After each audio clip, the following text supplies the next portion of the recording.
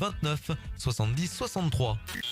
Retrouvez l'agenda RJFM en semaine à 6h45, 8h45, 9h45 et 11h45.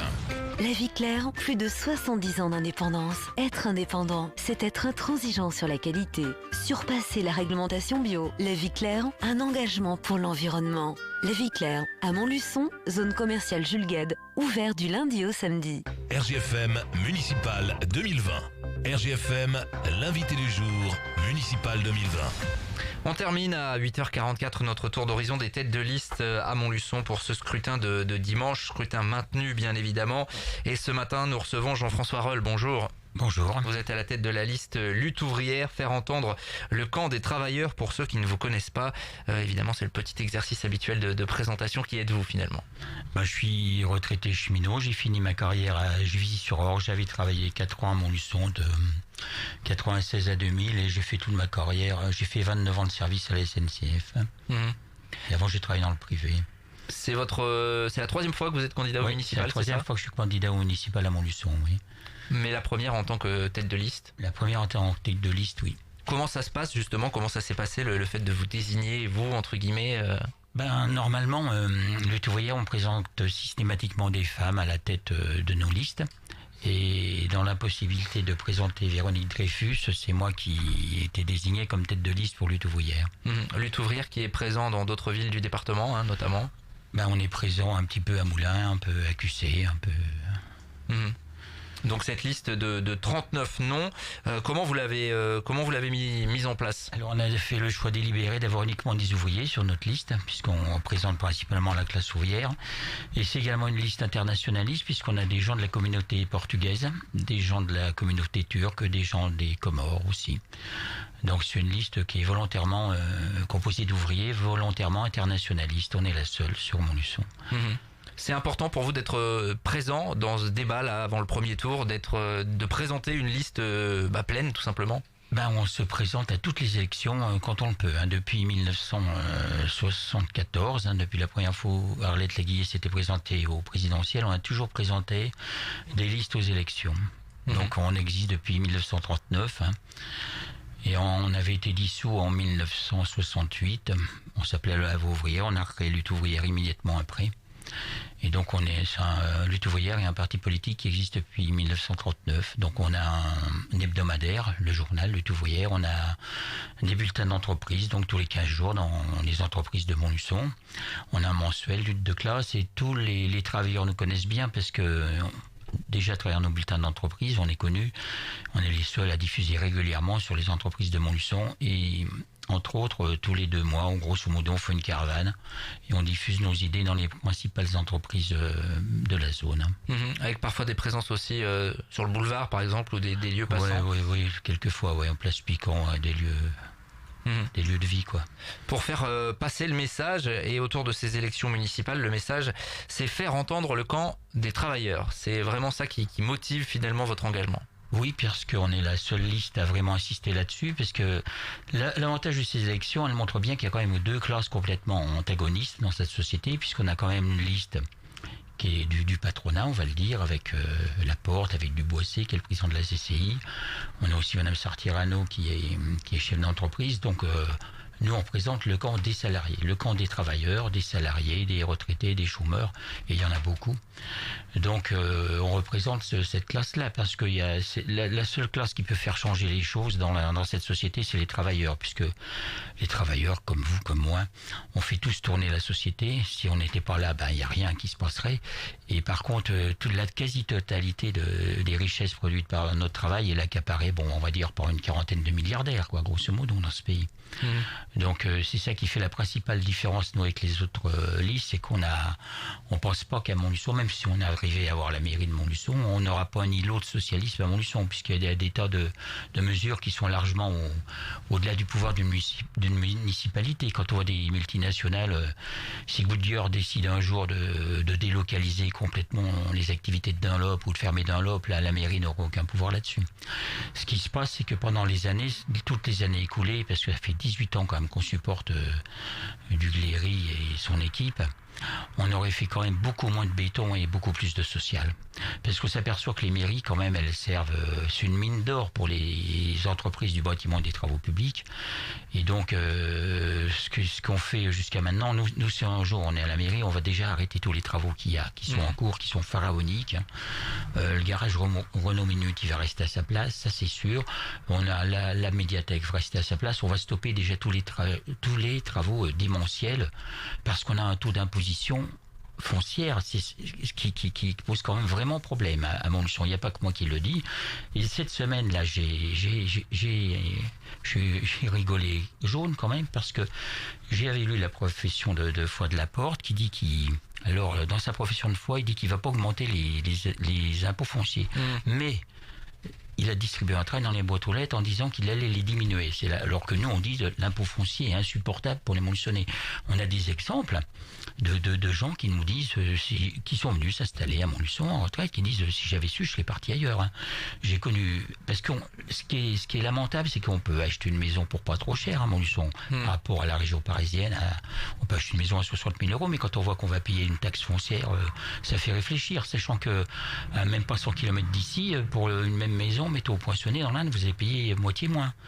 Donc le foncier, c'est devenu un problème à Montluçon. C'est devenu un problème. Ce serait une des mesures, si vous étiez élu, une des premières mesures que vous prendriez autour de la taxe foncière. Ouais, baisser la taxe foncière, oui. Ouais. Ça serait vraiment et puis alors, le délabrement de l'hôpital. L'hôpital depuis quelques jours, l'hôpital de Montluçon n'a plus de dermatologue. Hein. Ce qui veut dire que des gens qui étaient suivis. Alors, c'est là qu'on voit quand même le surendettement des hôpitaux, parce que le médecin actuel, on ne va pas donner son nom, hein, a demandé à faire une année de RAB. Pour travailler une année de plus, et il n'a toujours pas de réponse de la direction de l'hôpital. Alors, ce qui veut dire que l'hôpital ne donne plus de rendez-vous. On est arrivé dans une situation des hôpitaux où on a tellement gavé les actionnaires là, avec le CICE, là, le congé de compétitivité des entreprises qui n'a servi à rien du tout. Il n'y a pas une entreprise qui a fait des recherches scientifiques avec le CICE. Elle s'est contentée de gaver les actionnaires. Avec les 87... et quand on voit les profits du CAC 40, les 87 milliards d'euros de profit, on aurait pu construire 250 hôpitaux. Donc, ce qui veut dire qu'on aurait largement plus amélioré le fonctionnement de ce qu'on a. Donc, c'est les deux problèmes de Montluçon. D'abord, les problèmes vraiment urgents, c'est le montant de l'impôt foncier. Le montant de l'impôt foncier, le délabrement du système de santé à Montluçon. Il y a 6000 Montluçonnais qui n'ont pas de médecin traitant. C'est une situation lamentable. Vous êtes favorable à ce que proposent certaines listes de création de centres de santé, ou c'est la collectivité qui porte des projets de centres de santé avec des médecins salariés? Oui, bien. On peut déjà, il faudrait sauver l'hôpital avant toute chose. Alors, il y a des systèmes dans d'autres villes. On va prendre Châteauroux, parce que moi, je suis très souvent à Châteauroux. Il y a des choses qui marchent à Châteauroux, et pourtant, c'est une ville de droite. Hein. C'est Gilles Avrousse qui est maire de Châteauroux. Et il y a le transport gratuit marche depuis 2001. À Châteauroux. Et à Châteauroux, il y a un système qui s'est monté avec une clinique qui s'appelle Saint-François, qui s'appelle Urgence Médicale 36, qui traite tout ce qui est urgence, mais pas les urgences, la bobologie, on va dire. Donc on pourrait avoir ça à Montluçon quand même, parce que on s'aperçoit qu'on a une population extrêmement fragile, et bien la seule solution qu'elle a, quand elle n'a pas de médecin traitant, et bien rien n'est soigné avec Google, on en connaît plein, où ils vont voir des rebouteux, mais ils vont des fois aux urgences, alors que les urgences pourraient traiter des cas plus critique, disons. Et donc, ça serait quand même bien d'avoir un service d'urgence, pour appeler ça urgence médicale 03, qui pallierait ce problème. Vous parliez de transport, certains aussi proposent la gratuité. C'est quelque chose qui serait envisageable aussi. Des transports, sachant qu'il y a la taxe, le patronat, je pense, peut payer pour les transports. Il y a déjà la taxe transport qui existe dans les entreprises de plus de 11 salariés. On peut investir là-dedans. Sachant que la billetterie rapporte qu'une partie du coût, faut le savoir. Donc, quand on se lance pas dans le transport gratuit comme ça, faut faire une étude d'exploitation d'abord. C'est-à-dire qu'il faut remanier. On voit l'exemple de Châteauroux. On voit plus de bus qui circulent avec 4 personnes dedans. Ils sont pleins. Ils sont toujours pleins. Alors Châteauroux, c'est un peu plus grand que Montluçon maintenant.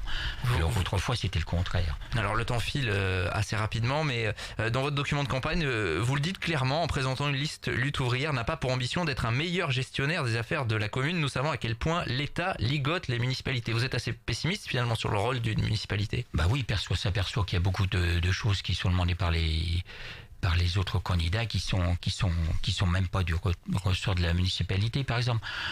Alors, on a tous les candidats qu'on a en face de nous, là, les 7 autres, ils sont tous plus verts les uns que les autres. Tous plus verts les uns que les autres. Sachant que... On parle d'écologie, bien sûr. Ouais, on parle d'écologie, oui. Moi, j'ai tendance à dire... quand j'entends certains, les écologies sont des bêtes nuisibles à chasser en toute saison. Parce qu'on paye quand même des erreurs des écolos. Quand Voynet a fait son petit tour d'hélicoptère autour de la Creuse et a dit qu'il fallait pas faire le barrage de Chambonchard, on aurait eu Chambonchard, on aurait eu moins de problèmes cet été, on aurait eu une réserve d'eau. Sachant qu'il y en a qui vont m'objecter qu'un barrage concentre la pollution, mais sachant que la Creuse, c'est surtout de l'élevage de vaches sur herbage naturel, on n'a pratiquement pas d'intrants, donc on n'aurait pas eu ce problème. Et si on a vu Chambonchard, on aurait pu également avoir des turbines et électrifier les lignes de chemin de fer Paris-Montluçon. Sachant que pour le chemin de fer, nous on a un projet, et ce projet, il n'est pas d'ordre municipal. Nous on veut des transversales qui soient des vraies transversales. Donc une entreprise privée là qui veut remettre en route le Bordeaux, oui, Railcoop, qui veut remettre en route le Bordeaux-Lyon. Je rappelle que la transversale, à l'origine, c'est le Verdon, Bordeaux, Montluçon, Lyon, Genève, Trieste en Italie. Donc ce qui veut dire que à l'époque où, si vous voulez, le commerce se développe autour des nouvelles routes de la soie, en ayant un réseau ferroviaire qui est complètement croupion, on perd du commerce et de l'industrie. Donc ça veut dire, et ça c'est pas du ressort d'une municipalité, les gens le comprennent bien. Quand les SNCF a arraché 500 km de voies ferrées autour de Montluçon, alors qu'on était un centre ferroviaire, il y avait 5000 chevaux. On est devenu le désert ferroviaire de France, ce qui est quand même lamentable. En 2014, la liste Lutte ouvrière avait obtenu 2,46% des voix. Votre objectif, c'est de faire mieux, bien sûr? Faire mieux, sachant que on n'est pas à la place des électeurs, sachant qu'il y a 8 listes et que on a quand même un programme qui est radicalement différent de tout ce qui se fait ailleurs. Donc, on n'a pas vraiment un objectif chiffré. Ce qui nous intéresse, c'est quand même que à travers ces élections, les travailleurs se sont bien perçus qu'il y avait quand même 2 classes antagonistes dans cette société et que nous, on était les seuls qui représentaient le camp des travailleurs. Jean-François Reul, tête de liste pour Lutte ouvrière, faire entendre le camp des travailleurs. Merci d'avoir été avec nous ce matin. Il est 8h56. Le Good Morning Montlu va se terminer dans un instant. À tout de suite. RJFM Municipal 2020. RJFM, l'invité du jour, Municipal 2020.